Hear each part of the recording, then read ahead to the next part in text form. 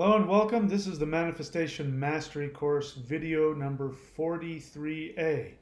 Today I'm going to be talking to you about what prosperity really is. And something has just recently revealed itself to me that helps me explain in a much better, much more beautiful way what true prosperity is and what the law of attraction is trying to get at, but never is quite able to get there. I think I've found the missing piece, and if you watch this video all the way through, I think you'll see that we've taken things a step further, even than where I have taken things. So this is the Manifestation Mastery course, and you need to watch this video all the way to the end, because at the end of this video, I'm going to direct you to another video where I'm going to give you very practical, simple, effective techniques that you can use today, right now, to enhance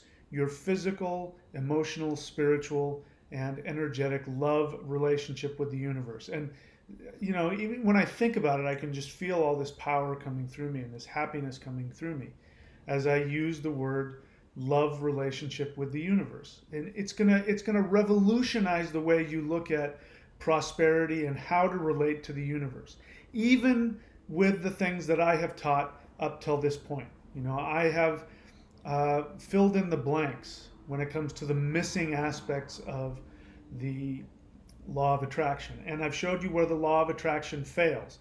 Listen, there are people who have been practicing the law of attraction, trying to change their vibrations to hit a certain vibration that will attract the vibration of whatever it is that they want, and they haven't had any success. And I'm going to explain to you why those people don't have success, why some people do have success when they use the law of attraction as taught, and why some people have success but it's a hit and miss, and it's things come but then they leave as soon as they get there. There's a reason for all of this. But you have to watch this all the way to the end, because what the payoff is learning the techniques, learning the actual meditations and techniques that you can use, very simple things that you can use to begin to create this love relationship.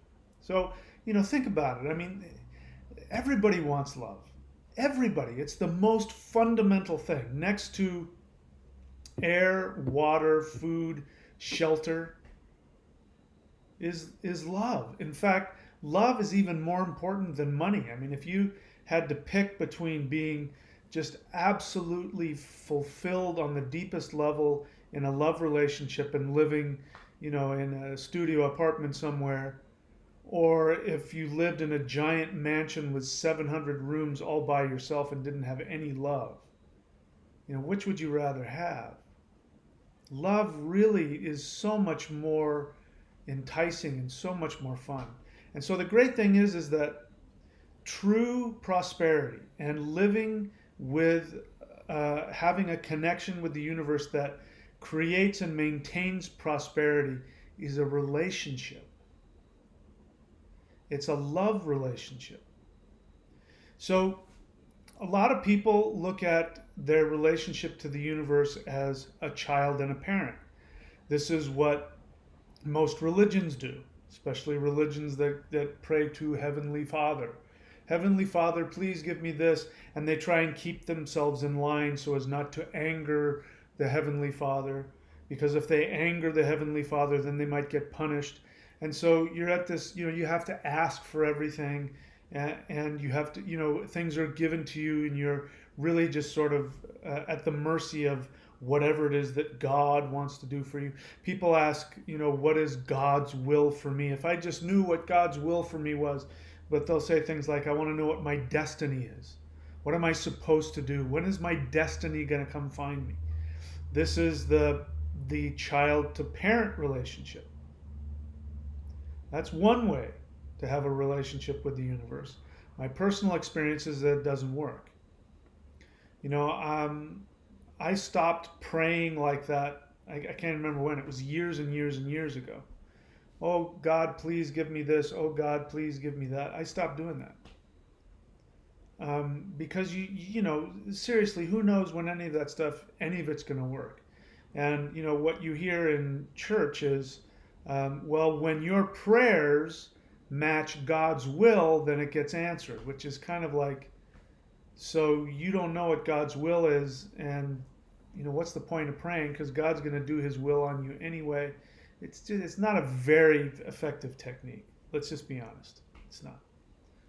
The other relationship is a little more subtle and hard to pinpoint what's really going on underneath the surface. And that is, well, then there's of course the more of an agnostic approach, which is nobody knows what the hell's out there, and we're just victims of circumstance. A lot of people have this. They look at karma this way. I get a lot of people, they're upset. How can bad things happen to us? There was that one book. Maybe you might be too young to know about it, but I remember it in the 70s. It was a book called "Why Do Bad Things Happen to Good People?" I laugh because the premise of the book is just so silly. Because the end result of the book, basically, it was written by a rabbi, and it basically just says that, God is just too busy, and He just doesn't have time to make sure that everybody's taken care of. Running the universe is a big deal, and He can't worry about every little problem in every person's life. So that's why it's just so silly. That's all, and I'm laughing because it's actually quite horrible. It's a horrible way to live. It's such an unfair, irrational, universe. And I have to tell you, I'm a very practical person. And I'll be honest with you, if it made practical sense, I would be an agnostic or an atheist. If it made practical sense, but it doesn't make sense to me. It doesn't make sense that we have this awareness, we have consciousness, we have feelings, and we have self-awareness. That can't happen in a vacuum for no reason. It doesn't make sense. It doesn't make sense for us to have this one life where, according to Christianity, you either die and go to heaven or die and go to hell. It's just too arbitrary. It doesn't make sense. You know what does make sense? It's that we have multiple lifetimes, that the soul chooses to come here to learn, to grow, and to experience. And that the universe is actually here to serve us, not the other way around. And it's here to serve us have the best, most beautiful, evolved spiritual experience we can have while we're in the physical body. And then when we have had enough of those lives, that we've achieved all of the things that we want and we've achieved fulfillment in three-dimensional reality, then we achieve liberation. We don't need to come back. That makes sense to me. It makes a lot more sense than just being, living, at the whim of something else. So what does this have to do with the love relationship? I went off on a tangent, as I am wont to do. So that's a lot of people, when it comes to the law of attraction, they want to, or they're told that the way that you interface with the universe is through vibration. And that if you raise your vibration to a higher level, then what will happen is that vibration will vibrate out into the universe, and it will connect to other things that share that same vibration. Love, prosperity, happiness. And then because of that shared vibration, those things, wherever they are, will be attracted to you, and they'll just come to you. And you can sit on the edge of your bed and just change your vibration. And when you do that, the universe brings to you all the things that you want. Now, I am not going to say that there's not some truth to that. There is some truth to that. Of course there is. Of course there is.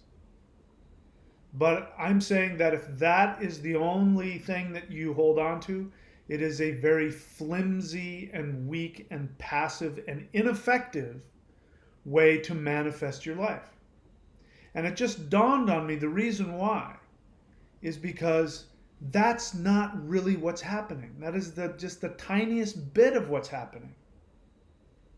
Yes, it's true. If you're in the room with somebody and they're having dark, ugly thoughts and they're in a horrible mood, even if they're not saying anything, you're going to feel it, you're going to sense it, you're not going to want to be around them. Of course. But that is so superficially obvious. I've been in this situation and I can tell you it is horrific what I'm about to share with you. And that it's another thing that showed me that the law of attraction, as it is taught, raise your vibration and positive things will come to you, lower your vibration and negative things will come to you. That the way of relating to the universe like that is actually a very toxic, extremely toxic way of relating to the universe. It sounds really good because who doesn't want to feel good? And who doesn't want to be told that you don't have to go do anything? Just change your vibration.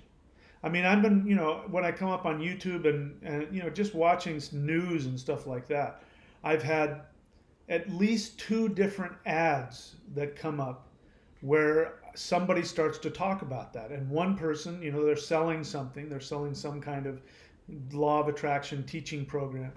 The person started to say, in essence, basically, wouldn't it be great if you didn't have to worry about earning your prosperity, that it's not what you do that brings things to you, it is how you feel. And there are ways that you can change the way that you feel, which will change the way that your day goes.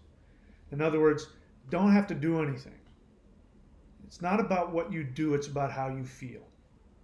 And that's I just get this horrible feeling in my gut when I think about it, because I just got through having that experience where there was a person in my life who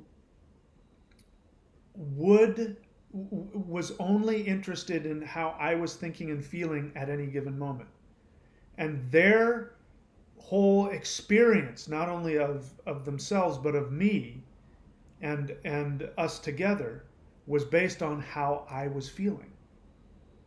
And if they could sense that I wasn't in a perfect mood, they wouldn't want to be around me. They would want to leave. So it became a lot of work. I mean, it was really hard work to try and keep myself in this happy, positive mind, because I didn't want them to want to leave, because if I wasn't happy, they wouldn't want to be here. And I wanted this person to be here. So I was trying really hard to always make sure that I was happy so that they would be happy. It's crazy. It's so draining. It's an impossible way to live.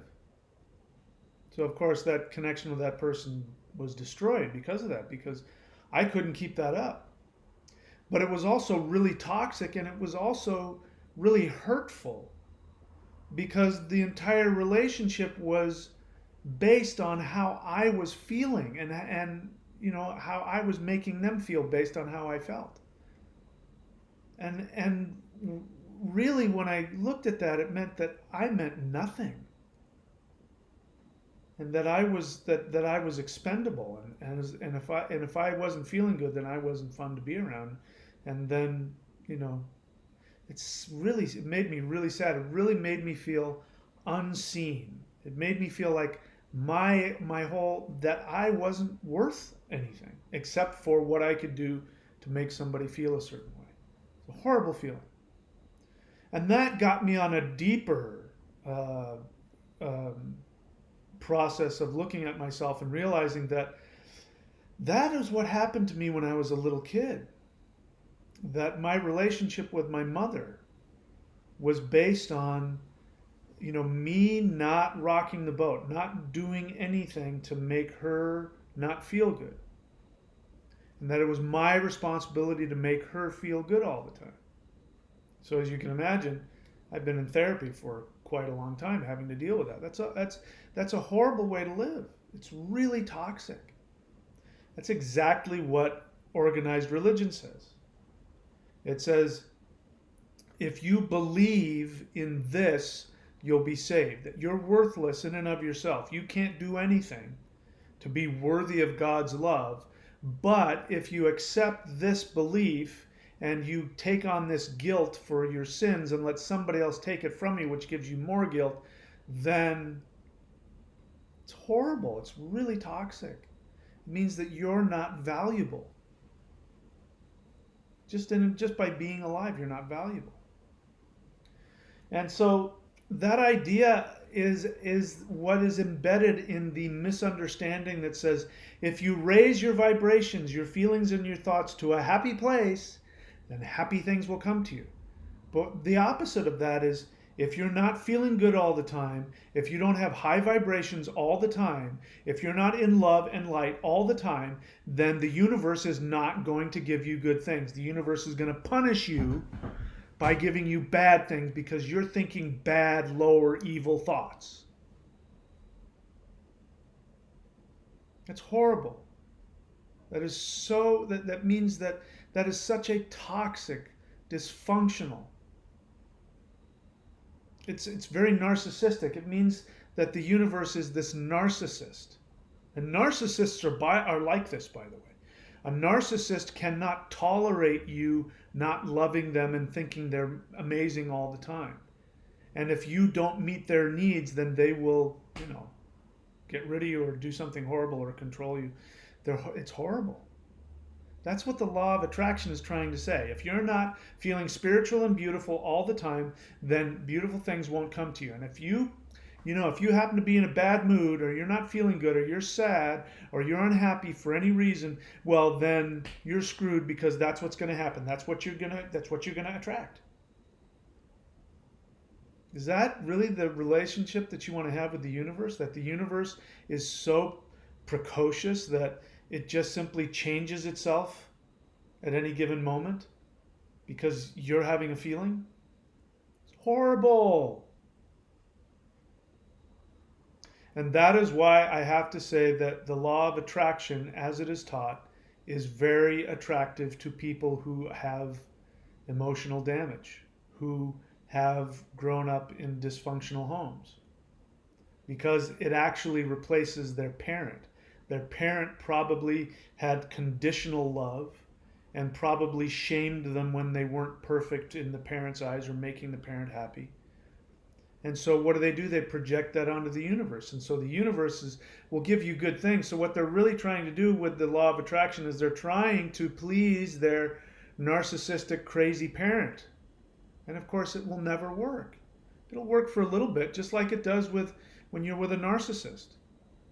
If you can make them happy and do the things that they want and make them happy, then they will be happy in that moment. But God forbid you mess up, make a mistake. They're gonna blame everything on you. So what about a healthy love relationship? This is a relationship where somebody loves you. That means they accept you exactly as they are. When I work with clients who come to me for relationship counseling, or even just people who by themselves come to me for counseling because they're having difficulty in their relationship. And they'll say, he does this or she does that, and I feel this way and I feel that way, and blah, blah, blah, blah. And then, so I listen to them to try and get a bead on what's happening, and then I will say, so let me ask you a question. Do you want to stay with this person? Well, and I'll go, no, it's a yes or no question. Do you want to stay with them? Yes or no? And if they say yes, then obviously if they say no, then it's like, well, there's really nothing to talk about. You don't want to stay with them, it's time to go. But if you still want to stay with them, then my next question to you is, can you accept that person exactly as they are? With all of their faults and and if the answer is, well, yes, I'll stop them and say, no, that's a no. It's a yes or no question. Can you accept them exactly as they are, yes or no? And if the answer is no, then I say, well, then it's time to go because you won't be able to change them. You can't change people. They've got to want to change. And if they don't want to change, there's nothing you can do to make them change. Sometimes in some circumstances you can say, listen, if you don't go to treatment for your drug addiction, I won't be with you anymore. Sometimes, but even then, most of the time it just doesn't work. And if the answer is yes, I can accept them exactly as they are, then I say, great, now I can help you. Because now I can help you love them exactly as they are and accept them exactly as they are. That is how the universe is with you. The universe doesn't need you to feel a certain way. Oh my God, take the pressure off yourself. You don't have to change the way that you feel for the universe to love you. You don't have to change the way that you feel to get good things in this life. It is so much more wonderful than that. And this has come from me realizing, some things I've been going through recently, which have been very painful but very revealing to me about myself and about my relationship to myself and to the universe, is that the universe loves me unconditionally, not as a mother, not as a parent, not as some empty sort of thing that vibrates, on certain frequencies and gives you arbitrary vibrational things. The universe loves me like a lover. And isn't that a wonderful relationship to have? There's nothing, I've experienced it, so I know. I hope you have as well. If you haven't, I hope you do. But I have experienced in my life absolute, utter, just the fantasy of a love relationship with a soulmate. I've had it. And it's the most amazing, most fulfilling thing that you can ever experience.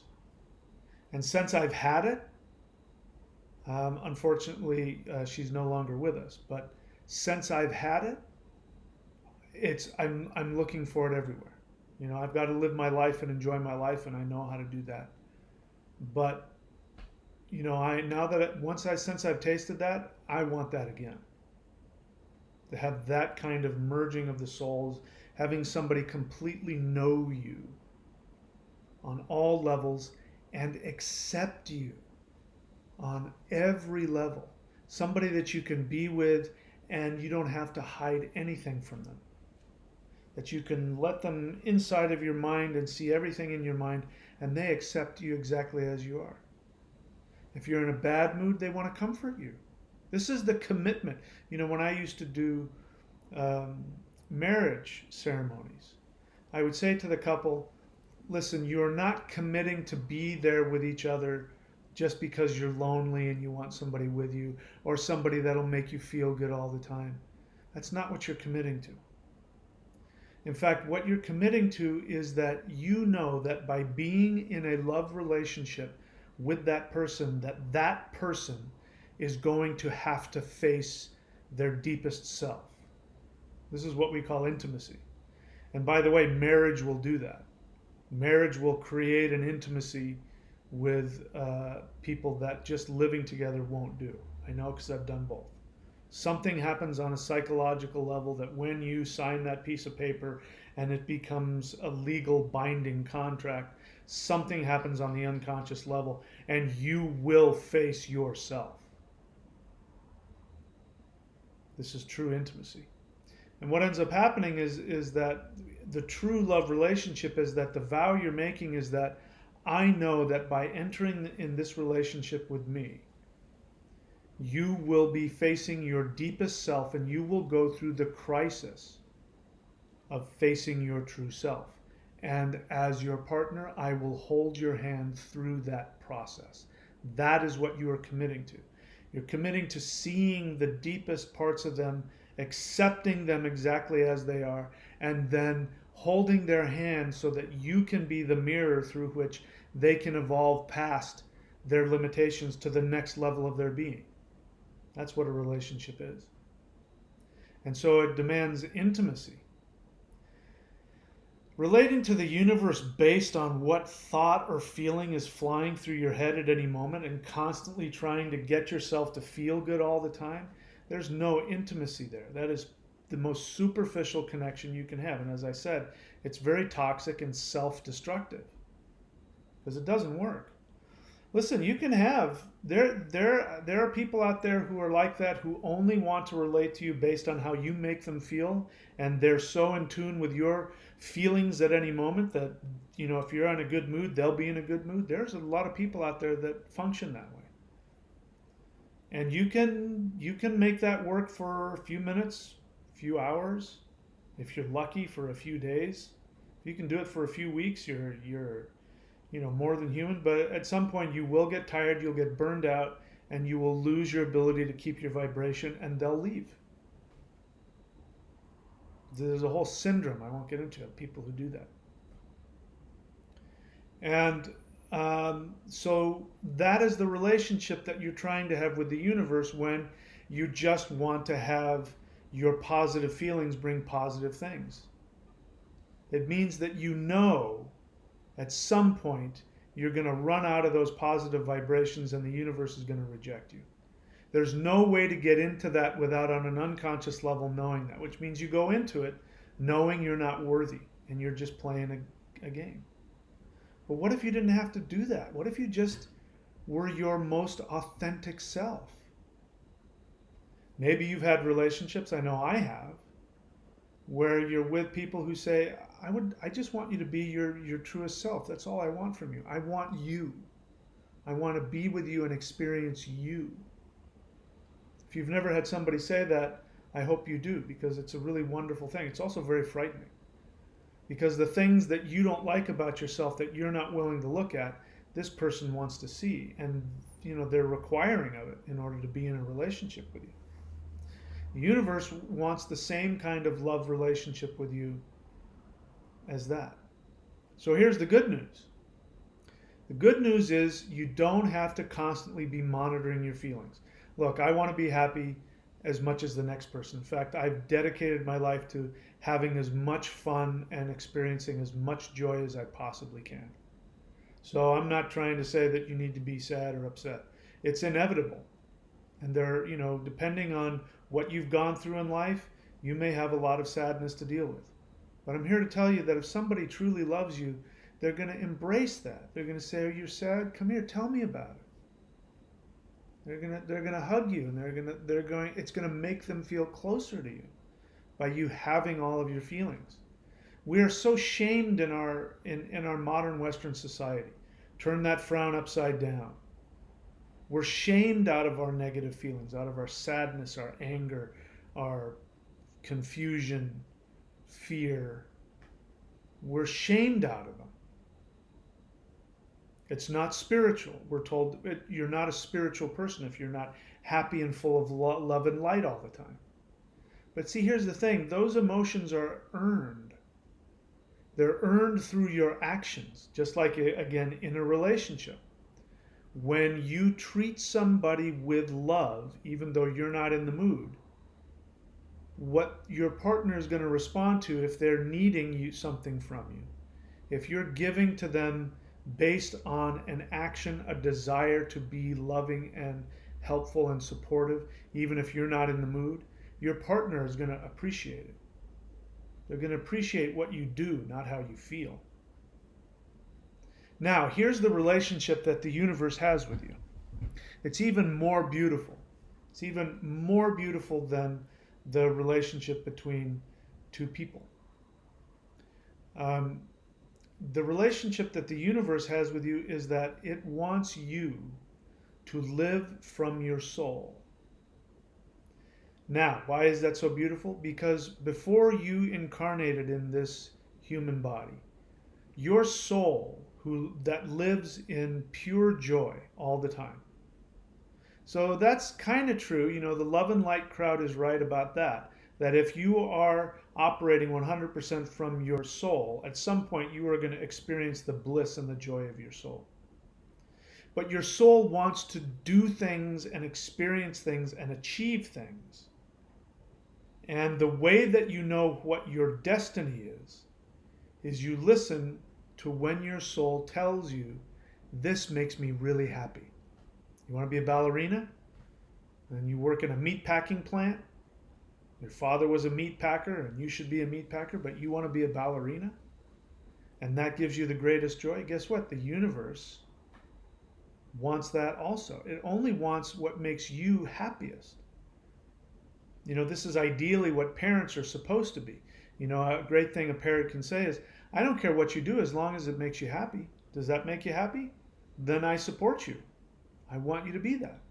Not all parents do that. But the universe actually wants to do that. And so when you take action towards that joy within you, the universe goes, I love that. I want to, and it gives love back to you. And it gives love back to you in ways that are tangible. Feeling good, feeling joyful, having a healthy physical body, because the universe is made up of life force energy. Your body feeds off of life force energy. So when you are in alignment with your soul and the universe loves that, it gives back to you by connecting with you, and there's this interplay of energy, and you're healthy. It gives back to you in terms of prosperity. Now, people want to focus on money, but money is just an energy. But money really is just a symbol. And what you really need is resources. Money is the thing you use to buy the resources: the food, the clothes, the computer, the car, the whatever it is. Money buys that. So money doesn't do anything. Money gives you the ability to get the resources, but the universe sometimes will come up with ingenious ways to give you the resources, but maybe not have the money. I've gone through periods in my life where I didn't have any money, but I had everything that I needed. And I've also known people who had a buttload of money, but they were always broke or poor or in debt. Those people were people who weren't following their true soul path, their true soul desire. And it was coming out in poverty, even though they had the stuff and the money. They had poverty. So true prosperity is having the health, the happiness, and the resources you need to achieve the thing that gives you the greatest joy. So this is a theme. I'm going to keep talking about it because now that it's opened up, I was sort of at an adversarial relationship with the law of attraction because it was bothering me. Because number one, it's not, the law of attraction as it's taught, change your vibrations, have positive vibrations, positive thoughts and feelings, and positive things will come to you. I knew from personal and practical experience that is not how it worked.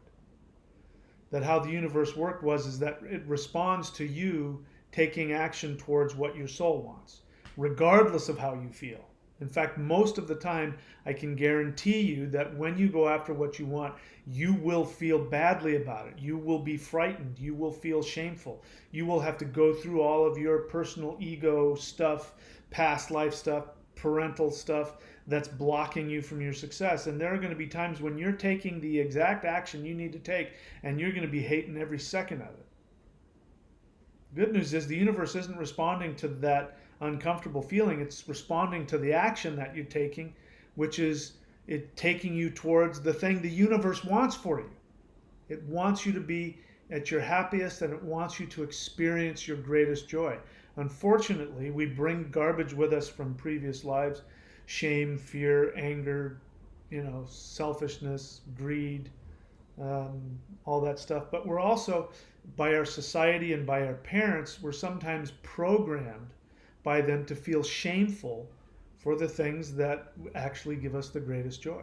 And in some really horrible cases, there are little kids who never are given even the chance to create a sense of self. That's a whole other thing. That's a very sad thing in and of itself. But the universe sees your soul and loves your soul, not like a parent, unless that's what you want. For me, I want to be in a love relationship with the universe. So what we're going to do now is we're going to go over to thunderwizard.com. You're going to go over to thunderwizard.com and you're going to go to the Manifestation Mastery course, and you're going to subscribe, and then you're going to watch the next video, because I'm going to do the second half of this video, which I can't remember, is it 33 or 34A? I can't remember which. We're going to watch the second half of this video, and I'm going to give you very simple, practical things that you can do today to create a relationship. And before I end this recording, let me just explain to you what is most important about relationships. I've just learned this again. It just really hit home based on some things I've gone through. A relationship is not based on how you are feeling in the moment. It's great if you are. It's those moments when you're with your partner, your wife, your husband, your girlfriend, and you both have the beautiful, squishy, lovey feelings. There's nothing better in the world than that. So I'm not trying to take that away. But that will not keep a relationship going. Because guess what? Feelings change. What keeps the relationship going is the commitment that you are going to keep taking loving actions toward them tomorrow, the next day, the day after that. And what ends up happening is that those actions create feelings in your partner. Because your partner will have gratitude and then will want to pay that back. And it becomes this give and take, an exchange of energy and actions and feelings and all of that. And this is what you get to have. You don't get to have this, this flighty moment to moment relationship based on whatever the hell you're feeling at the moment. Because that doesn't create anything. Maybe just like, if you're sitting in a room with somebody and they're in a really horrible mood and you can feel it. Yeah, in that moment, maybe you're not going to want to be with them or talk to them but you know what? That's going to change in 10 seconds. If you have commitment for that person, then you can, okay, you're in a bad mood, I'm going to leave the room, but I'm going to come back. Or you can be in the room, and a truly loving thing is to go, they're not in a good mood. What can I do to make them feel better? Not how can they make me feel good, but how can I make them feel good? And let them be in a bad mood. That's true love. And still acting in their best interest. This is what the universe does with you when you have a love relationship with it. So I am going to embrace that, and I'm going to teach you how to do that. So again, you're going to go to thunderwizard.com. You're going to scroll down on the right side of the page. You are going to subscribe, and that subscription is going to cost you $50 for the month. And look, if it doesn't work out for you, don't subscribe. It's the cost of, a coffee every day. You spend more than that every day on a coffee or something, coffee and donut every day on your way to work. And the other thing is that love is an investment. Love is not a feeling. Love is an investment. And you are investing in the love relationship you have with yourself, and you are investing in your love relationship in the universe. And so you are going to happily invest, because that's love also. That is a relationship. When you do something for somebody that you don't want to do, or you don't quite have what it takes at the moment, but you do it anyway, you are investing in the long-term connection with that person. So invest in yourself. Go to thunderwizard.com, click on Manifestation Mastery Course and subscribe, and then I will share with you in the second half of this video very specific, easy, practical ways that you can create this relationship with the universe, which will bring you prosperity. Okay, I'll see you over there.